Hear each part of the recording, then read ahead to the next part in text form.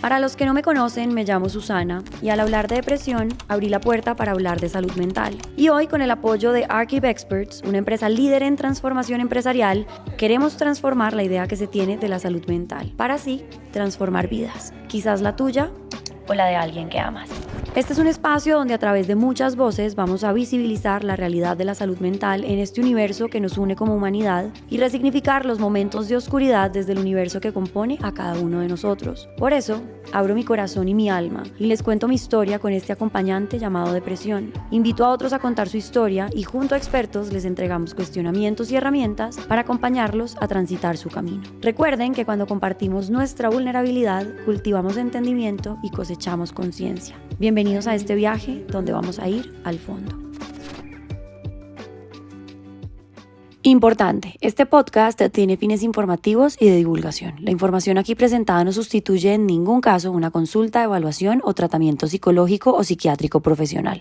Si experimentas síntomas o necesitas apoyo en salud mental, te recomendamos enfáticamente buscar la atención de un profesional cualificado. Bueno, como le dije al equipo, bienvenidos quizás al capítulo más importante de Ir al Fondo, porque es el capítulo y el episodio en el que vamos a hablar de mi viaje al fondo. Y para eso está conmigo una gran amiga y a su vez una gran psicóloga, porque creo que en los proyectos, en las enfermedades, en los momentos buenos, en los momentos malos, en general en la vida, nunca vamos solos. Siempre vamos caminando de la mano de alguien, acompañados por alguien, guiados por alguien. Y pues esta no es la excepción, ni mi camino, ni este proyecto, ni mi viaje de la mano de la depresión. Por eso está Valen acá conmigo, como les decía. Entonces, en primer lugar, gracias, porque yo creo que hace 2 años, ya casi 2 años, yo no hubiera, digamos que logrado ganarle la batalla a la depresión en gran parte gracias a ti, como amiga y como soporte y como apoyo. Y adicionalmente a ustedes les presento a Valentina Montoya, psicóloga especializada o especialista en terapia breve. Entonces, Valen, bienvenida y gracias por estar acá. Gracias a ti por traerme, por hacerme parte de tu vida, de tu historia. Y bueno, que aprendamos mucho juntas aquí y siempre. Y bueno, para empezar esta historia, yo creo que yo no fui al fondo, digamos que mi camino no empezó hace relativamente poco. Yo creo que uno va caminando con este acompañante a lo largo de la vida por diferentes cosas. Entonces, en mi caso personal, creo que uno era pues de dónde vengo. Creo que sin duda las enfermedades mentales tienen, pues vienen en nuestra genética, en mi familia han existido diagnósticos de salud mental. Por otro lado, creo que es esas heridas que nosotros tenemos, entonces esa historia que empezamos a construir de nosotros mismos a lo largo de la vida y además la que cuentan como los demás también de nosotros, esas etiquetas que también a lo largo de la vida hacen como más profundas esas heridas. Y adicionalmente yo creo que un componente muy importante y si mis exnovios están escuchando, gracias. Porque, porque pues yo creo que yo miro para atrás y digo, las relaciones que yo elegí, en las relaciones en las que yo entré y lo que yo fui dentro de esas relaciones, y acá les digo gracias por escuchar, pero ojo, no estoy responsabilizando a nadie diferente que a mí, pero lo que ocurrió en esas relaciones fue el abono perfecto para una depresión. Y yo miro para atrás y digo, claro, yo cargaba ese acompañante de la depresión a lo largo de mi vida, pero yo siento que unas últimas relaciones que tuve, que generaron un montón de duelos súper difíciles, ahondaron mucho más, hicieron más hondas mis heridas y pues fueron el escenario perfecto para que esa depresión creciera y creciera y creciera y pues incluso cuando la crisis, digamos, depresiva que yo tuve, que como siempre lo he dicho, casi me quita la vida,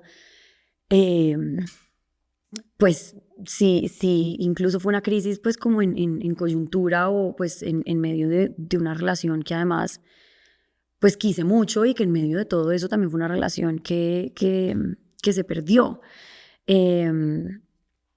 No es fácil contar esta historia, así haya sido una historia que yo haya vivido, entonces tengo mis notas.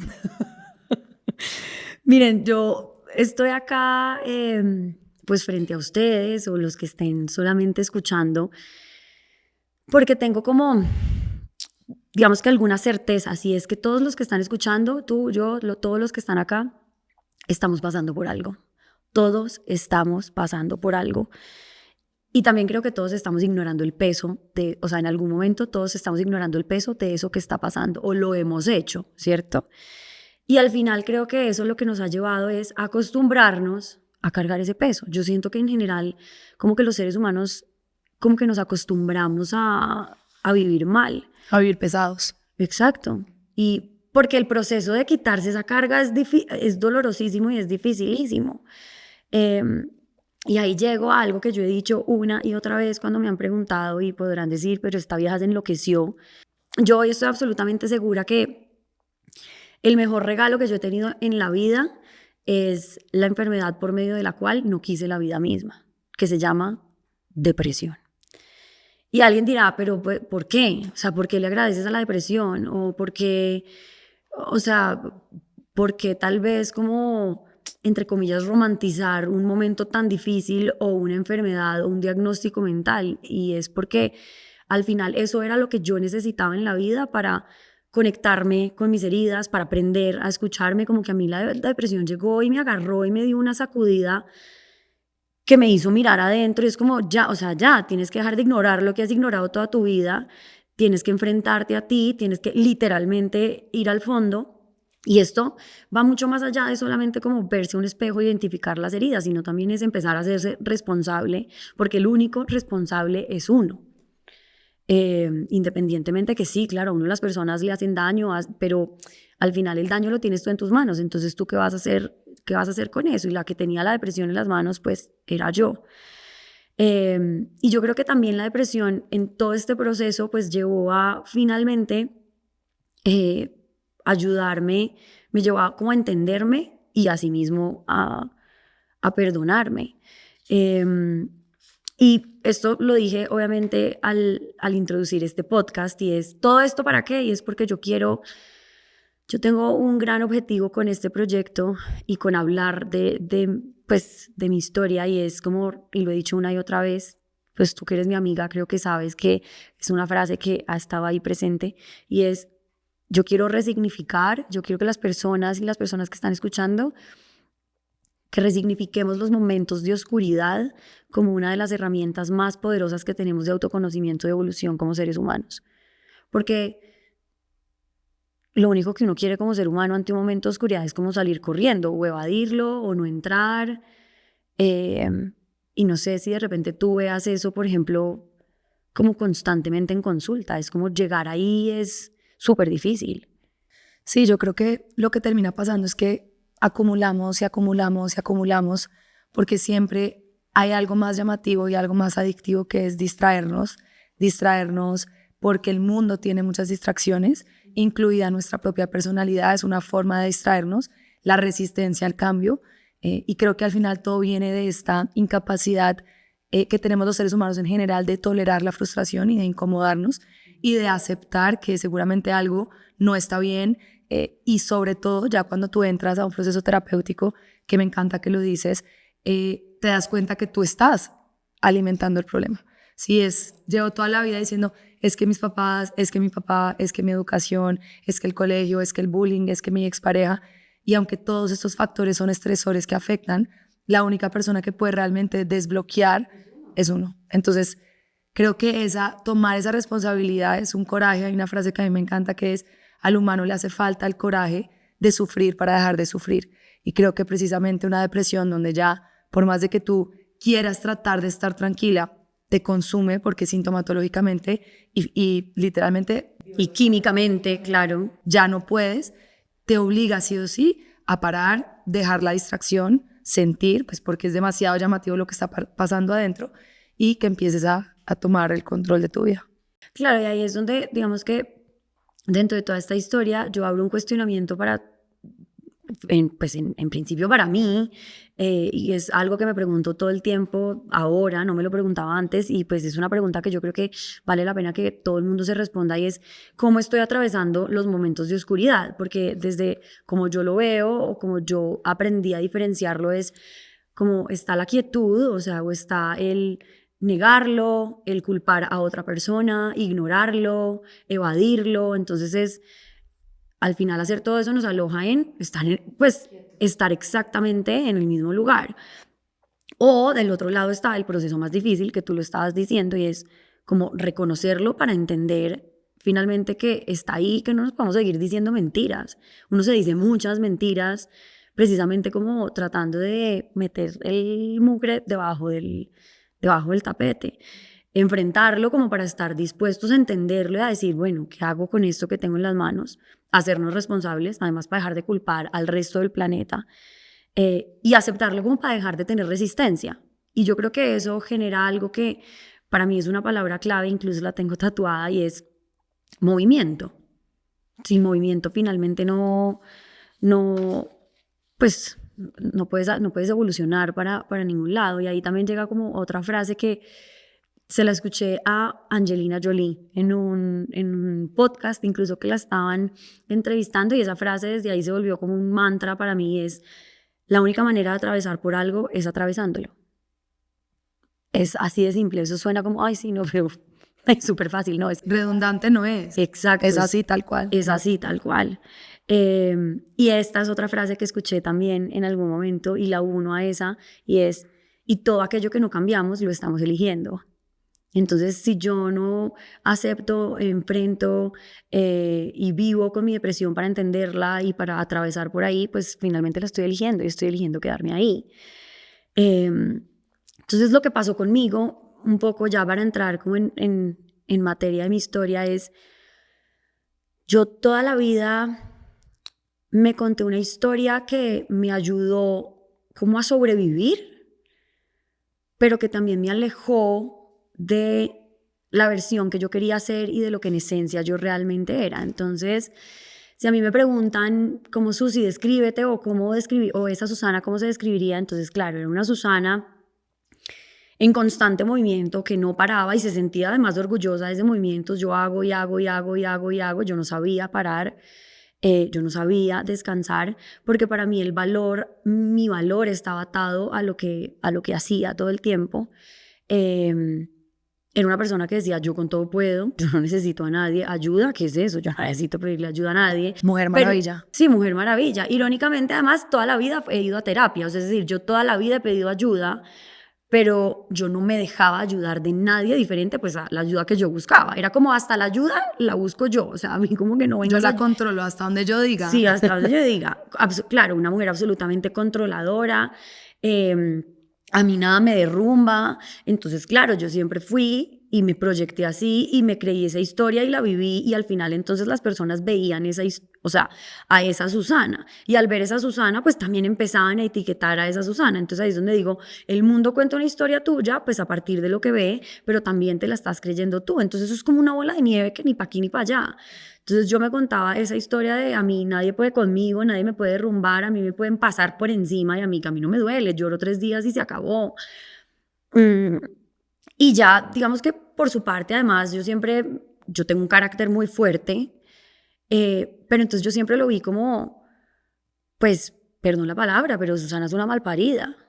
Susana es grosera, Susana es contestona, Susana es agresiva, Susana es desafiante, Susana es peleona, Susana es conflictiva. Y al final creerse eso también te hace un montón de daño, porque además yo lo vivía. Y es como, yo era conflictiva. Yo siempre he dicho que una persona que no me conoce hoy, me conoció hace 10 años, tiene todo el derecho que yo le caiga como una patada. Tiene toda la razón. Entonces también como que esas versiones de mí que me ayudaban a soportar el dolor que yo tenía, esa mujer fuerte, nadie puede conmigo, claro, me ayudaban a sobrevivir, pero también me alejaban y hacían más hondas mis heridas.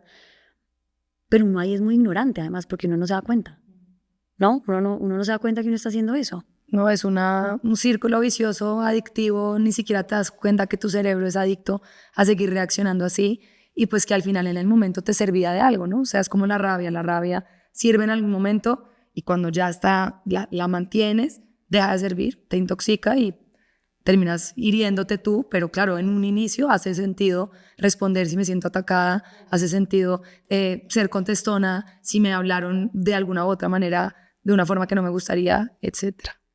Entonces, digamos que yo creo que, yo miro para atrás y yo creo que yo siempre, hasta hace muy poco, yo siempre viví muy mal.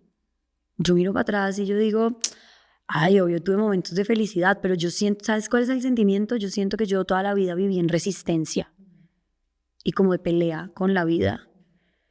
Y yo me acuerdo de mis épocas del colegio, de la universidad, y claro, había momentos felices, pero siempre había una pelea con la vida, con todo. Al final esta pelea era conmigo. Y llega el 20 de enero del 2023. Y yo me levanto sintiéndome muy mal y le escribo a mi psiquiatra. Y acá está el mensaje. Le puse, Vicky, no me siento muy bien. ¿Crees que puedas abrirme un espacio hoy? 8:50 de la mañana. Y a las 12 del día, pues después de 15 minutos de consulta, o sea, la consulta creo que psiquiátrica más rápida de la historia. Seguramente no, pero creo que la psiquiatra no tuvo dudas. Tenía una fórmula, diagnóstico de depresión y pues medicada ya. Y les quiero además dar el contexto de yo por qué había ido donde una psiquiatra, porque esa es una gran pregunta que a mí me hacen mucho y es,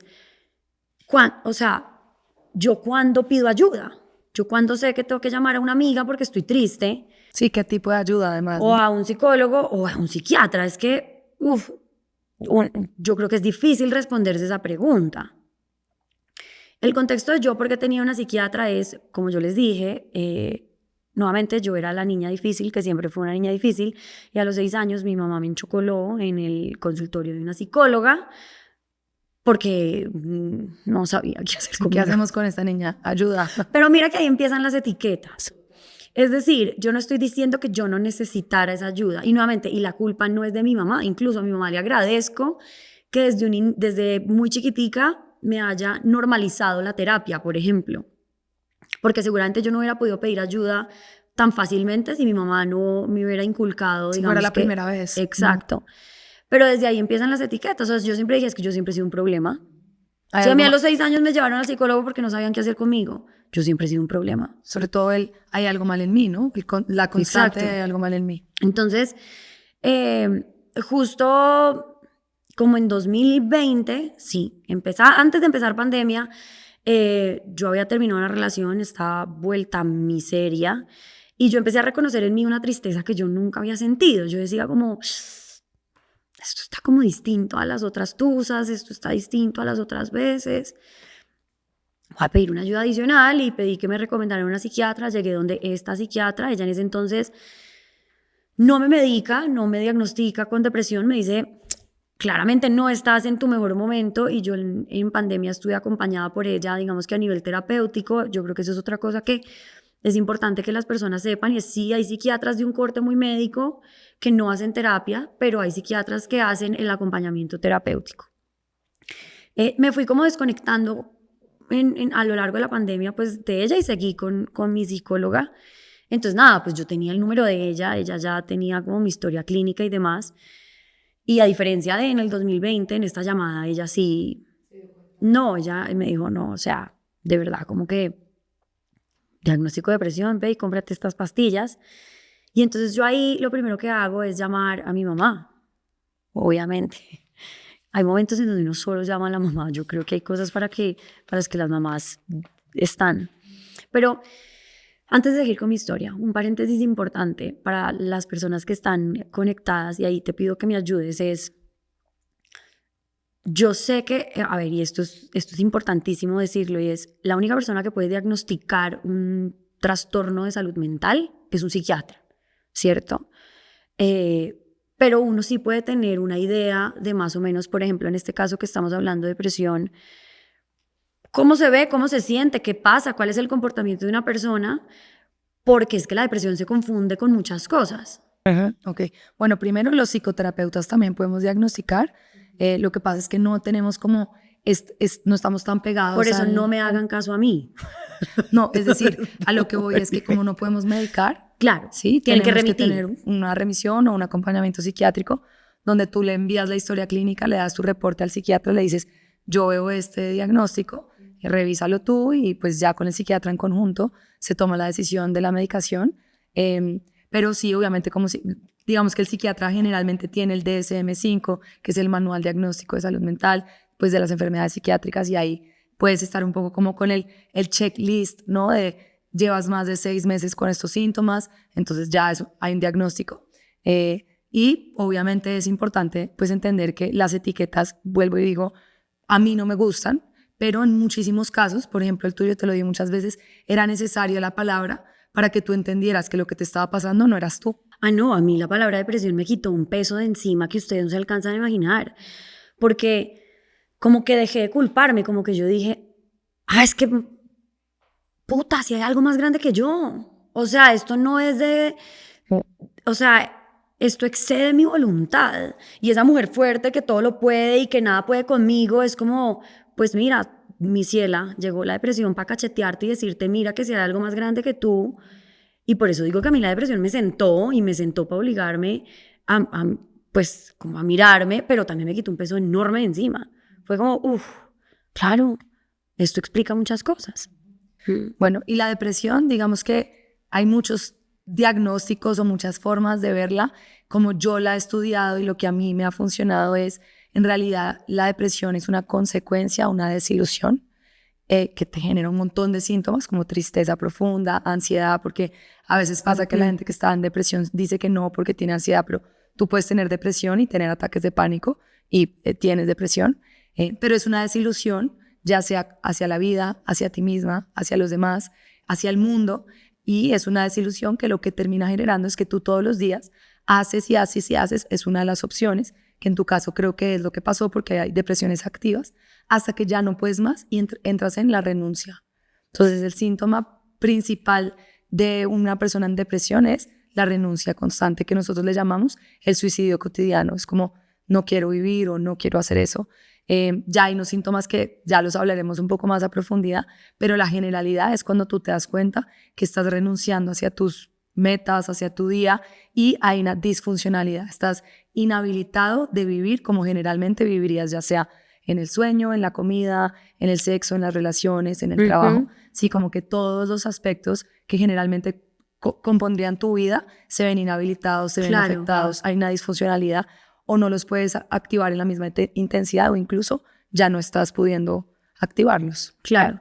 Entonces, sí, digamos que es como una mirada, es una sensación de tristeza profunda todo el tiempo, sin embargo, no es solo tristeza. Es, yo creo que también una mirada de absoluta desesperanza, por ejemplo, frente a la vida. Es como que nada tiene sentido, como que todo es oscuro, no hay posibilidades en el futuro, es como el futuro, eso no existe, ¿para dónde voy? Y yo diciendo esto, se los juro, o sea, yo recuerdo como, y yo me conecto como con eso que estaba sintiendo y digo, es que es horrible. O sea, es demasiado difícil, y obviamente son pensamientos de no hay salida, no quiero estar acá. Sí, es como minusvalía también, como que uno siente que no vale nada. Sí. Eso que tú dices de la oscuridad, a mí me encanta un ejemplo que yo uso, y es generalmente cuando uno está bajo de ánimo, bajo de nota, a uno le dicen vamos por un helado, vamos al mar o vamos a la playa, y generalmente como que no, si uno tú mira vas al mar, uno mira la playa queriendo desahogar. Sí, y uno ve la playa y no logras percibir lo que percibirías en el mar, ni el olor, ni la sensación, ni los sonidos, ni los animales. Es como que estás en una burbuja donde todo lo que veas, por más lindo que sea, se pone de color gris. Así tú quisieras verlo diferente, no puedes. No puedes, tal cual. Y ahí también, digamos que hay cosas que, por ejemplo, yo en medio de mi diagnóstico entendí, y eso y me ayudó a entender me ayudó a entender muchas cosas mías. Y es claro, listo, el estado de ánimo, creo, check, o sea, todo el mundo, digamos que tú le dices depresión y dicen tristeza. Sí, hace parte de. Pero, por ejemplo, como que uno se vuelve más sensible a todo, entonces te vuelves más irritable.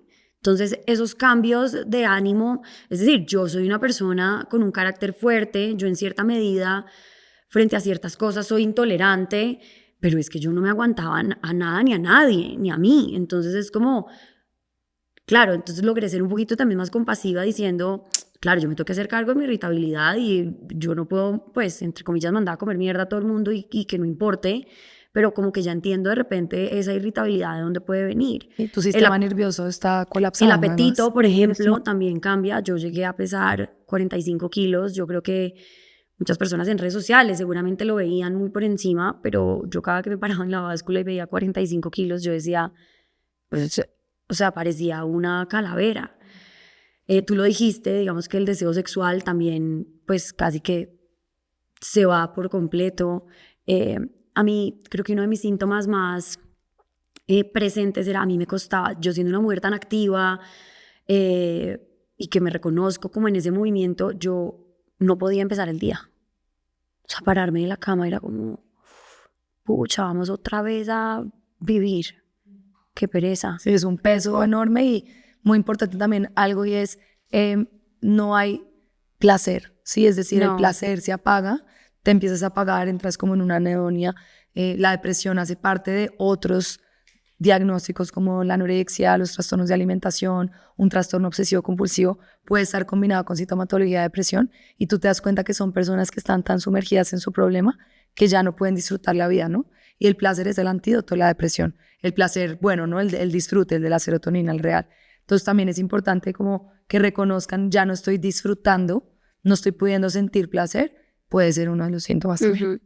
Y ahí digamos que cuáles son las alarmas más, digamos que uno obviamente como la primera alarma dice, no, si alguien ya dice me quiero suicidar, no quiero vivir. Yo, por ejemplo, todo el tiempo decía, yo pensaba tan poquito de mí, yo pensaba que valía tan poco, yo pensaba que era tan un problema para el mundo, para la gente que estaba alrededor mío. Yo siempre decía, el mundo estaría mejor sin mí. El mundo estaría mejor sin mí. Y yo me sentía tan poca cosa que yo no me sentía ni siquiera lo suficientemente valiente para poderme matar. Y yo hoy digo eso y digo como, o sea, ¿cómo así? O sea, es muy fuerte como haber pensado eso. Yo decía, ojalá, yo me decía cuando estaba sola como, ojalá yo fuera capaz de matarme, pero es que ni siquiera soy capaz. Ni siquiera soy capaz. No es que no quiera vivir, pero no quiero vivir así. Y como soy así, pues entonces no quiero vivir, ¿no? Entonces es como un pensamiento que se retroalimenta. Obviamente esa alarma ya está bien lejos, ¿no? Eso ya es una ideación suicida. Claro. Sí, y obviamente ahí ya estamos en un caso mucho más crítico, de mucha tensión, pero hay muchas alarmas anteriores que tú puedes empezar a observar y pedir ayuda. Lo que tú me decías en estos días que me encantó es, si ya tienes la duda. Sí. Si ustedes hoy escuchando esto dicen como 1, 2, 3, 4, 5, 6, ¿será? A mí me lo dijo mi psiquiatra una vez. Es como, ¿qué haces cuando tienes una mancha en la mano? Pucha, ¿será cáncer de piel o no? Pues uno va al dermatólogo y le dice, ve, ¿será que me revisas esta manchita?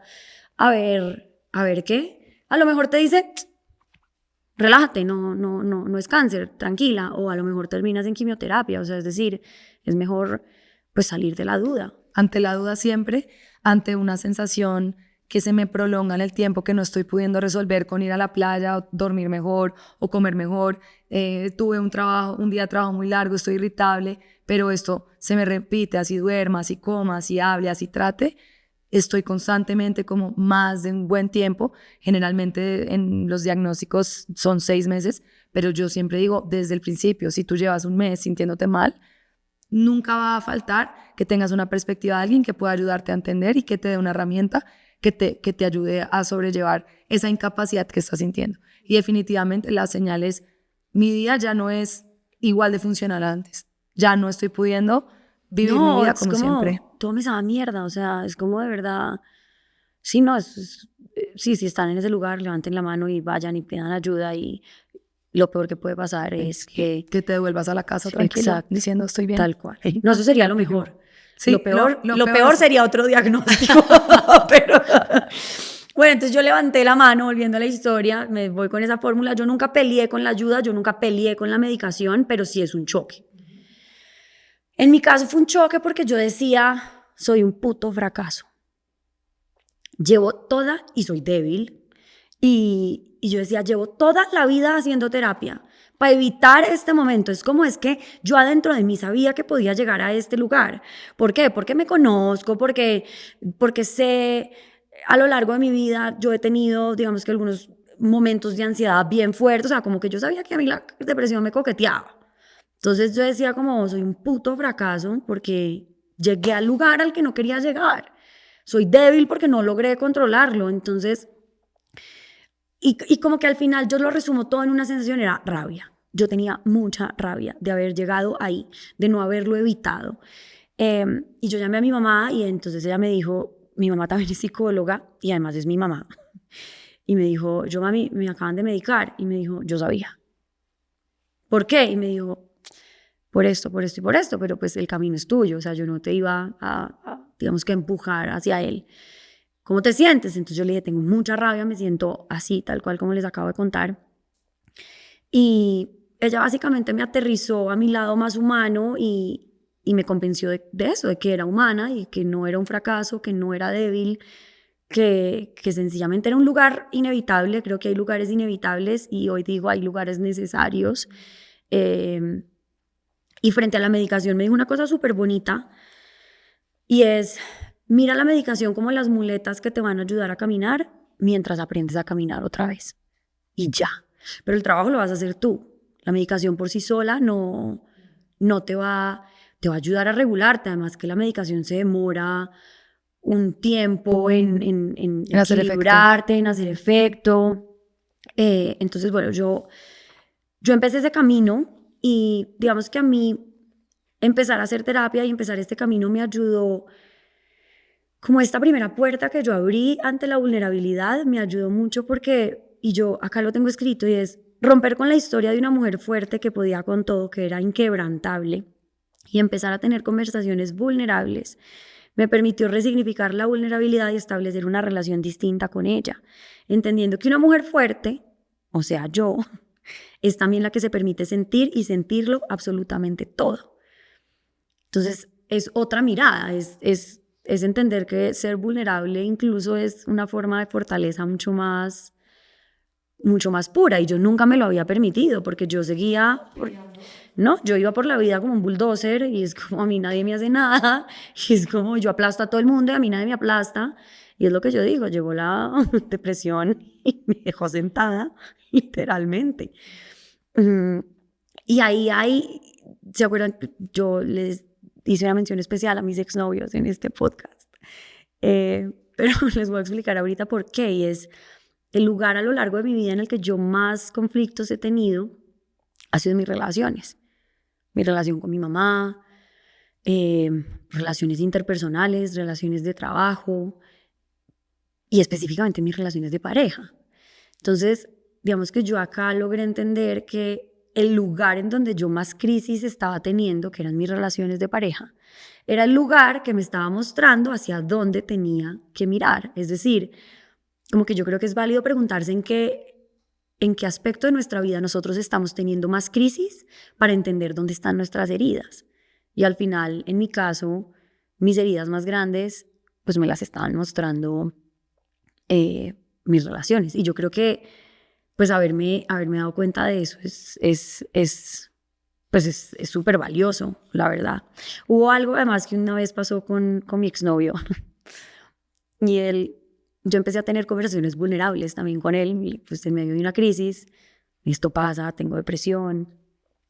Él también, desde el desconocimiento de qué es la enfermedad y cómo se manejaba, empezó como a tratar de entenderla. Si es difícil entenderlo para uno, imagínate para alguien que esté afuera y que no tenga ni idea. Y que no la siente, ¿no? Porque tú puedes comprender, pero la empatía real, hace poquito me lo enseñaron mucho mejor en un estudio que hice, en verdad el psicólogo no puede ser realmente empático. La empatía en definición es poder sentir lo que tú sientes. Eso sería ser psicópata, imposible. No se puede, o sea, sí, eso es ilógico, no se puede, o sea, pero yo puedo tener sintonía con lo que te está pasando. Claro, la empatía es una palabra que hay que utilizar porque tiene un significado cultural muy importante, pero en realidad yo solamente puedo sintonizar, más no sentir lo que tú estás sintiendo. Por ende, nunca voy a poder entenderlo ni sentirlo en la magnitud que tú lo estás. Entonces, en medio de que mi exnovio quería entenderlo, un día, me acuerdo perfecto, esto fue, oigan, no sé, 3 semanas después de haberme medicado. O sea, ahí la pastilla no había hecho nada, literal. Y yo vi que yo pasé así, y en la mesa de noche estaba puesto el celular de él y estaba desbloqueado. Y entonces yo como, y lo cogí y decía, Y es que hoy me da mucha ternura. En ese momento fue un pedo, pero decía, estaba buscando en internet y decía, ¿qué no decirle a tu pareja con depresión? Me muero. Y yo me pegué una emputada. Yo como, ¿por qué está, o sea, ¿por qué? ¿Por qué estás buscando? Y yo, pero ¿qué tiene de malo quererte entender? A lo que voy con todo esto es que para mí en ese momento todo era un ataque, incluso el amor, ¿cierto? Porque además, y aquí ya voy a entrar un poquito más en materia, y es, toda esta historia que yo me había contado de mí solamente se resume en que yo era mi peor enemigo, ¿cierto? Y en que yo me creía un monstruo. ¿Y qué se merece un monstruo? Pues un castigo. Entonces al final mi círculo vicioso era, yo creo que soy una hijueputa, que soy una mala persona. Y seguramente en algún momento también lo fui y actué como una mala persona. O más que lo fui, actué como una. Es decir, todos no somos ni blanco ni negro, ni buenos ni malos. O sea, creo que navegamos en los grises en la vida, pero entonces, yo era un monstruo, eso era lo que yo creía de mí. Pues por ende soy culpable de todo, además, y por eso tengo que ser castigada. Y además, entonces, cuando llega algo bueno, yo me encargo de cagármelo. Pues, ¿por qué? Porque me tienen que castigar. Entonces, para mí el amor, como es de loca la vida, o sea, para mí el amor era una amenaza. Yo hoy miro para atrás y digo, ese man estaba haciendo un acto de amor enorme. Y yo, pero, como, o sea, pues, como así que buscando qué no decirle a mi novia, o sea, qué ridiculez. Y ahí es donde también yo creo que llegamos a otro punto importantísimo y es que el otro no lo tiene que entender a uno. O sea, nadie tiene la responsabilidad de entenderte. Uno va por la vida diciendo, es que tú me tienes que entender. No, o sea, no te tienen que entender. Y también es como, ¿y cómo le pides a otro que te entienda cuando tú ni siquiera te entiendes? O sea, es un camino. Y cuando estamos hablando de salud mental y entender una enfermedad mental y entenderse dentro de un diagnóstico es tan complicado que es como, ¿cómo le puedes pedir a alguien que te entienda? Y ahí yo sí le agradezco a mi psiquiatra. La primera cita o de las primeras citas que yo tuve con ella me dijo, te voy a dar un spoiler. Nunca en medio de este camino te vas a sentir 100% comprendida. Me dijo, yo llevo X años como psiquiatra y yo nunca he tenido un paciente que me diga, Vicky, yo me siento como tan entendida y tan comprendida por mi familia. Es que es imposible. No hay forma. No hay forma, literalmente. Entonces, en medio de este proceso, como en esa primera puerta que yo abrí, que fue la vulnerabilidad, como que empezaron a pasar cosas muy bonitas y es como que yo entendí que había normalizado la mujer que yo era o esa que había creído, ¿cierto? Que era. Entonces empecé a entender que no era esa, ¿cierto? O sea, que no era una mala persona, que no era un hijo de puta, que no era solamente una mujer irritable, grosera, desafiante, sino que esa era la película que yo me había armado y que había permitido también que el mundo armara de mí. Y además como que había entendido que yo sentía que ese era mi poder, pero al final entendí que no era mi poder, sino que eran mis escudos. Era donde yo me estaba refugiando. Yo me refugiaba en esa fuerza y yo me refugiaba además en el movimiento, en el yo no paro de hacer, o sea, yo no paro de hacer y de hacer y de hacer y de hacer y de hacer. Cuando a mí me decían, no, pero multitasking, pero tú haces todo, como que yo lo portaba con orgullo. Hoy digo como, yo quiero la vida más simple, más despacio, no quiero ser la mujer maravilla, o sea, como que... ¿Sabes? Yo como lo resumo, como que yo no me había dado nunca en la vida la oportunidad de ser otra cosa. Y yo creo que eso es lo que le pasa a uno. No, y que al final yo creo que, como tú lo dijiste ahorita, en algún momento ese mecanismo de defensa de atacar, porque todo lo que tú percibías al final era un ataque, así no lo fuera, venía de muchos años atrás, que en algún momento fue algo que te salvó la vida, ¿no? En su momento, lo que hacemos que no es funcional hoy, si yo lo repetí en algún momento fue porque en algún momento me ayudó para algo, me hizo sentir mejor, me resguardó, lo que sea, pero en la medida que tú lo vas repitiendo, te sigues corroborando que a mayor escudo, más en peligro estoy. Si más de peligro estoy, claro, más tengo que poner escudo, más escudo. Entonces es como este círculo vicioso sin salida, que al final pues era como, yo necesito ponerme esto enfrente precisamente para no volver a sentir lo tan horrible que he sentido antes, y creías que esa era tu solución. Exacto. Y es válido. Y digamos que volviendo pues sí, como volviendo un poco a la historia del monstruo que era yo, me acuerdo perfecto una vez en el consultorio de mi psicóloga, porque entonces yo empecé, y ahí viene lo que hablábamos de la terapia al principio, yo empecé una terapia con una psicóloga, no psicoanalista, pero de corte de psicoanalista. Entonces esto era, nos vamos para el fondo. Y nos fuimos para el fondo. Pero de las primeras cosas que ella me ayudó a ver y que hoy le agradezco enormemente es de lo que estamos hablando ahorita. Es como tener perspectiva de mi historia, como verla desde otro lugar, darme el permiso de ser otra cosa, como entender por qué esa Susana que había estado siempre existía. Y ella me lo dijo, mira, como que tú te sentaste acá en este consultorio y te presentaste como un monstruo que solamente siente rabia, o sea, como que tú me hablas de tener mucha rabia. Me dijo, pero ¿sabes tú qué tienes? Tristeza.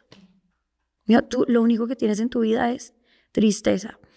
Y entonces ahí va como una pregunta, yo creo que súper valiosa para todos, y es entender detrás de nuestras constantes reacciones y de nuestros comportamientos verdaderamente que estamos buscando.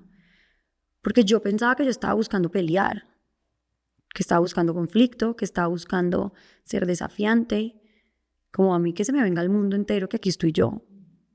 Y al final yo lo único que quería era amor, era que tumbaran esa puerta que yo nunca iba a abrir y que me abrazaran y que me sostuvieran y que me quisieran. Eso era lo único que yo quería. Y ahí hay una historia. Cuando estábamos chiquitos, mi hermano y yo,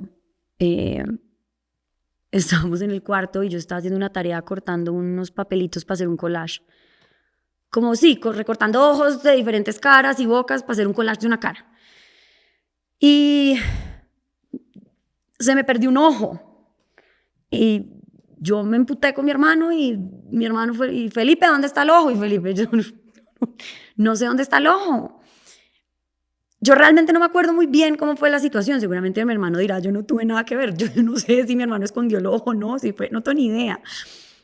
Eso es lo de menos. El caso es que me frustré, mi ojo, ¿dónde está mi ojo? Mi tarea, mi no sé qué.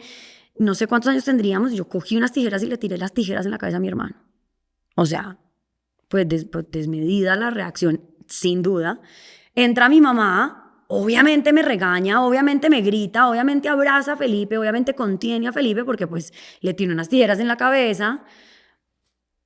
Y sí, pero nadie me preguntó yo por qué tiré las tijeras. Te invalidaron al final. Y eso finalmente me pasó toda mi vida. Entonces eso es una herida pues muy hueputa. Porque sí, a Susana la tenían que regañar por tirarle las tijeras en la cabeza al hermano, pero también deberían preguntarle a Susana qué estaba sintiendo, qué estaba sintiendo para tirar las tijeras. Al final no es culpa de ellos, es una herida mía y yo 30 y no sé cuántos años después, pues la tuve que empezar a gestionar. Entonces cuando mi psicóloga me dice, como ya, tú estás triste y tú quieres que te abracen. Y yo nunca le había pedido un abrazo a nadie, además. Yo nunca había aceptado el amor de nadie realmente. Entonces, bueno, yo creo que en resumen, claro, ese proceso terapéutico te da perspectiva. Entonces, esto es por ahí mayo, junio, más o menos, y yo me empezaba a sentir mejor gracias a la medicación. Pues tú que eres mi amiga, creo que lo viviste conmigo. Y yo ya pensaba que yo ya había visto la luz al final del túnel, y sí, la había visto, pero no había atravesado el túnel. Y ahí es donde llega ahí llega otra fecha muy importante en mi vida, que es el 7 de agosto de 2023, que es la fecha en la que yo me voy a una hospitalización psiquiátrica. Y es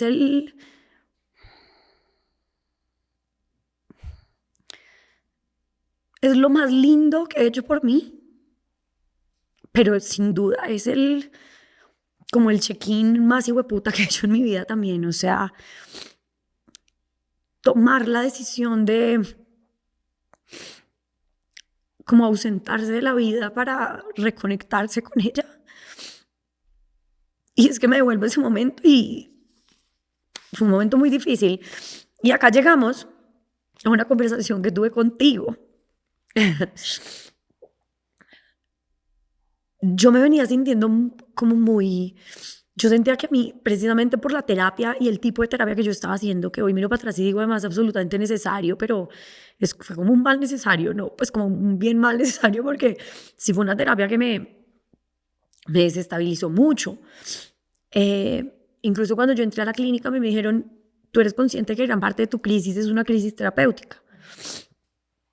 Entonces, yo te escribí seguramente que estaba vuelta mierda y tú me pusiste, ¿qué pasó en terapia? Cuéntame.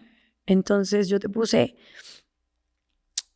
me siento cansada, muy cansada. Creo que por primera vez en mi vida estoy parando el piloto automático del que vengo hace años y está siendo demasiado doloroso detenerme y realmente hacer una radiografía de todo lo que siento. Siento que necesito descansar y que me sostengan, que me quieran, que me abracen, pero por donde miro como que no lo consigo y de verdad no aguanto mucho más. Entender mi rabia, entender por qué alejo a las personas, entender por qué me he condenado a estar sola muchas veces ha sido muy doloroso. Llevo años siendo fuerte, entre comillas, y creo que necesito no serlo y que alguien me sostenga por un ratito. Entonces, luego te puse como, ¿sabes que hablé con ella? O sea, con mi psicóloga hoy, que creo que me generó mucho dolor reconocerlo y tú me pusiste, ¿qué? Ay, no, esta parte es... todo, perdón. Que me he sentido tan poco escuchada y reconocida en la vida que tuve que llegar al punto de no querer vivir para que las personas que me quieren se alertaran por lo que siento. Estar ahí fue muy duro, pero hoy miro para atrás y lo agradezco un montón, la verdad. Esa conversación nuestra, no sé si tú recuerdas algo de esa conversación en ese momento. Sí, obviamente, y yo estaba muy asustada. Lo que pasa es que era como, lo último que le puedo mostrar es como que estoy asustada. Y yo solamente decía, tengo que validar todo lo que ella en este momento me diga, porque sí sentí como un clic distinto a otras conversaciones que habíamos tenido donde me decías, estoy cansada, me siento mal, pero como que ese día yo dije, algo pasó, ¿sí? Como realmente acá no va a ser hablemos un rato, te llamo. Yo me acuerdo que además yo no estaba en Bogotá, entonces no podía ir a verte.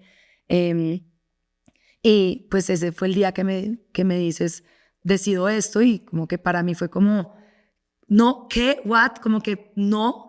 Y fue muy choqueante, sobre todo como para mí sentí una emoción demasiada como admiración, porque siento que todos hemos estado en una oscuridad profunda. Yo también he atravesado el hueco de los huecos y creo que tomar la decisión de salirse de la vida, de la identidad, del mundo, del deber ser, de lo que la gente piensa de ti, del que dirán, y meterse 15, 20, días, un mes, lo que quieras, en un lugar donde además literalmente el de afuera puede estar pensando, se chifló, ¿no? Porque nadie tiene la capacidad nadie está tan cercano a ti. Es como decir, me importa tanto no morir, ¿verdad? Que ya en ese momento ya no era el que dirán, o sea, todas las otras prioridades pasan a un segundo plano. Entonces sí fue como miedo, sentí mucho miedo porque no, pues estaba preocupada por ti, pero sobre todo muchísima admiración y sabía que era lo que tenías que hacer, ¿sabes? Como que yo decía, ella ya en su cama con su gato no va a ser suficiente, ya no puede. Total. Y, a ver,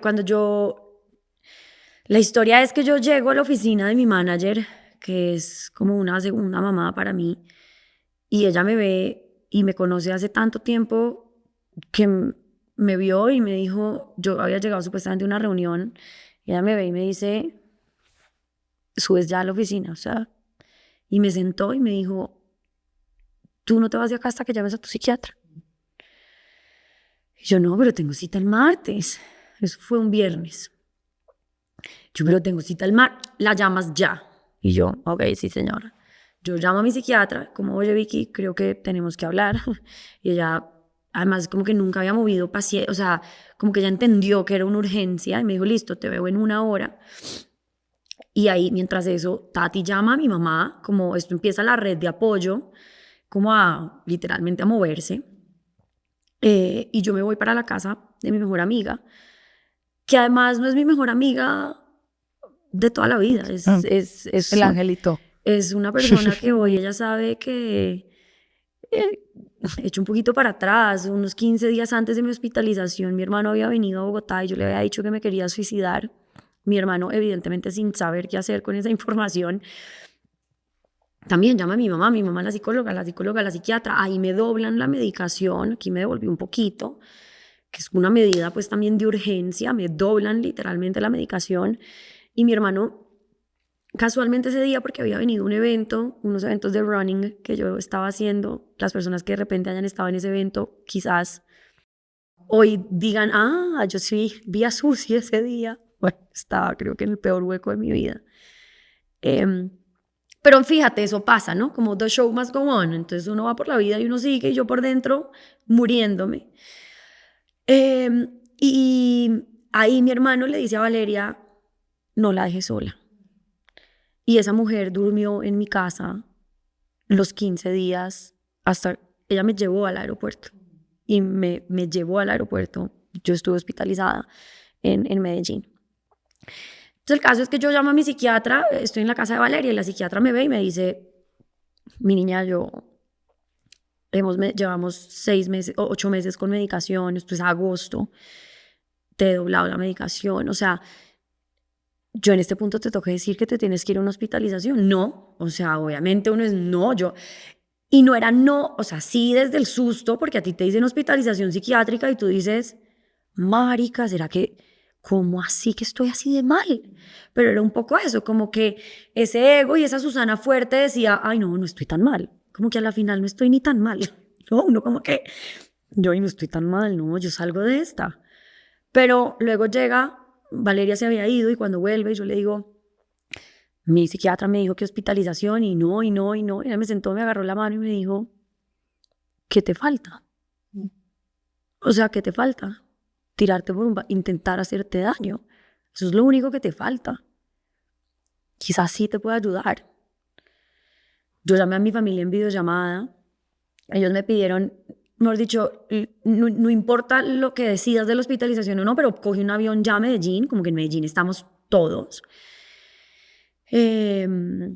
Y bueno, no, esto fue una decisión así, y si alguien está pasando por ese lugar y quiere tomar esa decisión, tiene que ser así, ya. Si no, ya. no la No, eso tomas. no hay que, es que en una, ya. Si no, no la tomas. Exacto. Y yo me fui a mi casa, googleé la clínica que mi mamá me recomendó, que era recomendación de su psiquiatra también, una clínica en Medellín maravillosa a la que le guardo un agradecimiento enorme. Yo como que ese día le dije a Valeria, déjame dormir sola, como te lo prometo, no voy a hacer nada, quiero dormir sola.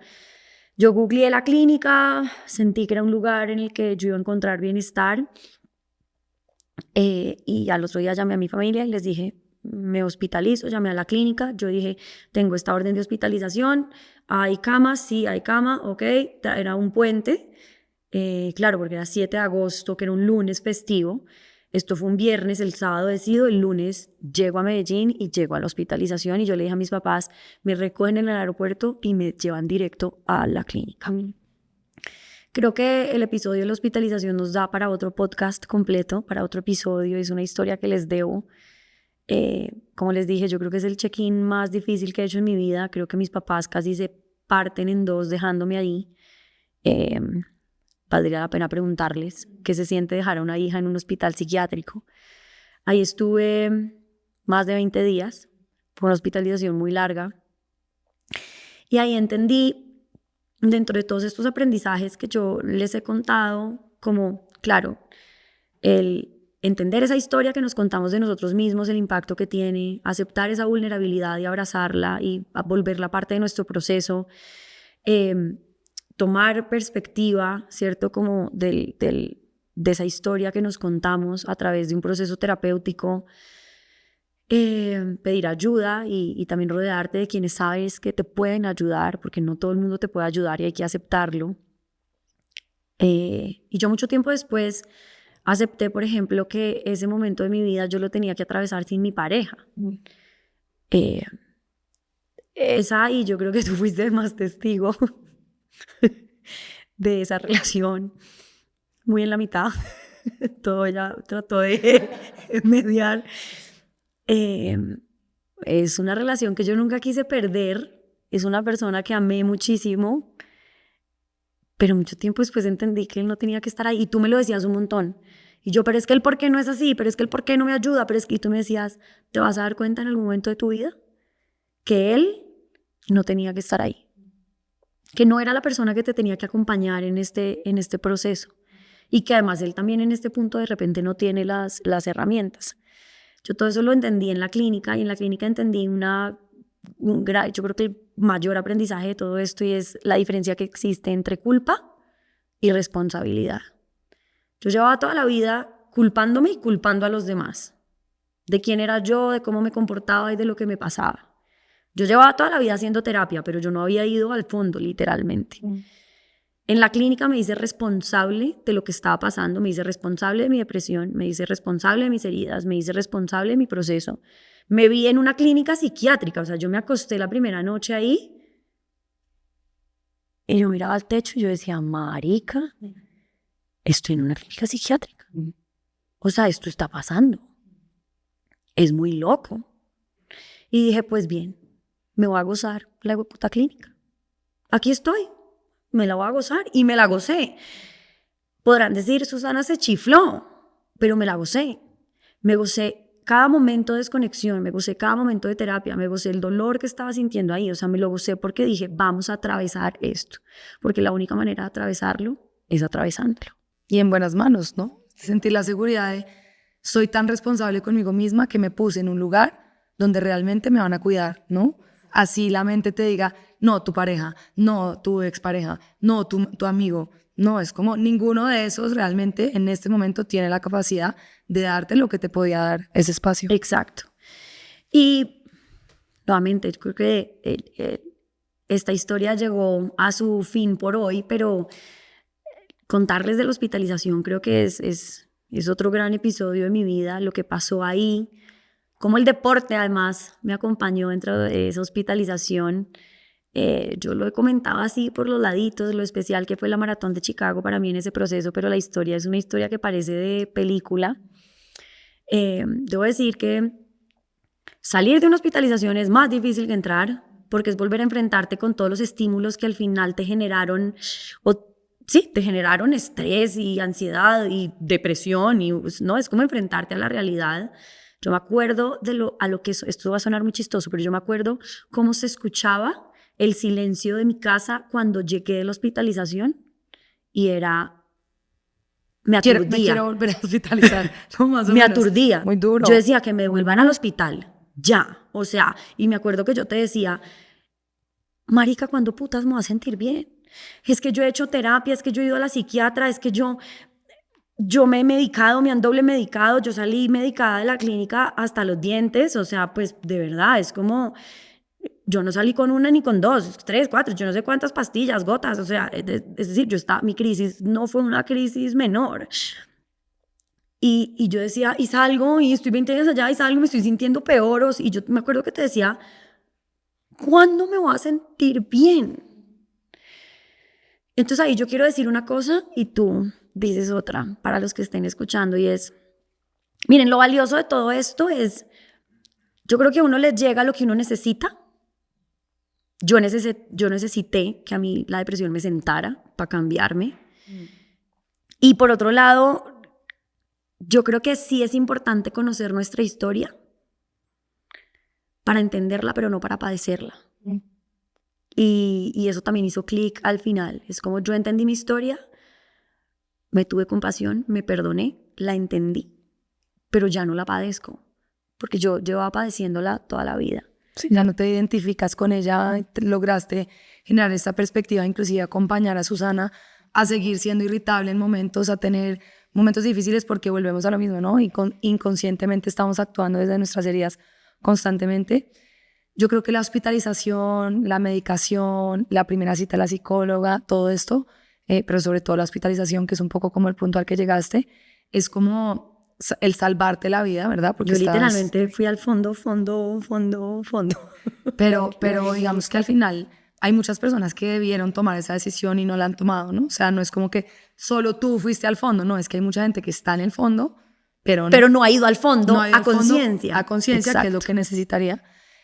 Pero sí, es como si a mí me da un infarto y me ponen los ¿cómo se llaman estos cositos? Los electrochoques. Los No sé, de pronto electrochoques. los médicos nos van a regañar. Bueno, y me reviven y resulta que yo siento que listo, ya estoy vivo, pero de ahí se viene una recuperación porque entonces tu corazón quedó no sé cómo, de pronto tus pulmones ya no funcionan igual, tu fatiga, de pronto tienes que demorarte, si fue después te operaron a corazón abierto, entonces tienes que hacer un montón de recuperación y ese es el proceso después de una hospitalización que precisamente es, tengo una oportunidad nueva, si me salvaron la vida, me salvé la vida a mí misma. Claro que ahí está. Y esto es como un disclaimer importante. La hospitalización psiquiátrica, como cualquier otra hospitalización, es para salvarle la vida al paciente. Y eso me lo dijo a mí mi psiquiatra. Me dijo, ¿yo por qué te recomiendo una hospitalización en este punto? Porque como psiquiatra considero que tu vida está en riesgo y una vida es demasiado valiosa. Entonces funciona exactamente igual, que eso es importante, pero no es como, ay, yo ya salí perfecta de la hospitalización. No. No has cambiado las dinámicas, tienes que aprender a vivir. Yo salí igual de vulnerable. A mí mi psicóloga me lo decía, es como, ella me decía, ¿sabes qué pasa? Que tú estás como con quemaduras de 3er grado en todo el cuerpo, entonces tú estás como, de verdad, o sea, como que no te podemos tocar, así estás. Pero lo que te iba a decir para cerrar y es, a alguien que esté allí o que esté saliendo de allí o que esté por tomar la decisión de ir al fondo con lo que eso represente. Terapia, clínica, pedir ayuda por primera vez, no sé, lo que sea. ¿Tú qué le dirías hoy frente a esa pregunta que yo te hice hace 2 años y es, ¿cuándo me voy a sentir bien? ¿Cuándo me voy a sentir bien? Sí. Pues digamos que es una pregunta que vuelve y juega, es parte del ego y de la mente de estoy desesperado y necesito que en el futuro, ¿no? Y tengo un montón de expectativas porque además me siento en desilusión con la vida y conmigo y al final encarguémonos de que el presente, ¿sí? Sea lo mejor que se pueda para que podamos construir poco a poco con pequeñas acciones, con el día a día, ese sentimiento, pero sobre todo es acordarnos que el sentirse bien y el sentirse mal es neutro, es decir, no es bueno, no es malo, ¿sí? El ser humano está destinado a sentirse bien y a sentirse mal, a sentirse bien, a sentirse mal, y que claramente hay herramientas, ¿sí? O sea, existen psicólogos, herramientas, curas que pueden hacer que te sientas mejor, que tu día sea muchísimo mejor si tú tienes la capacidad de atravesarlo de una diferente manera, porque es acordarnos siempre que hay algo que yo estoy haciendo todos los días que está arruinando mis días. O sea, hay algo que yo sigo haciendo que está alimentando mi problema.